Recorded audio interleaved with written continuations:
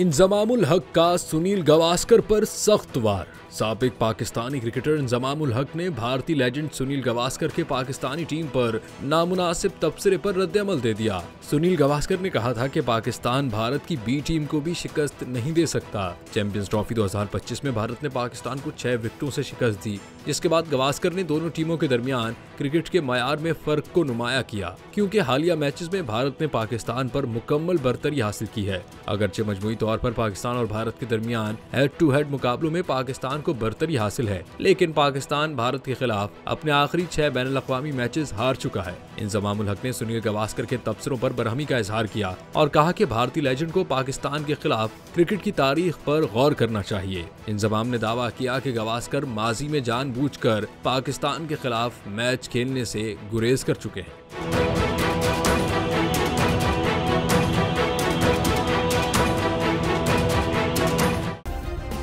Subscribe करें और bell दबाएं ताकि कोई खबर रह न जाए।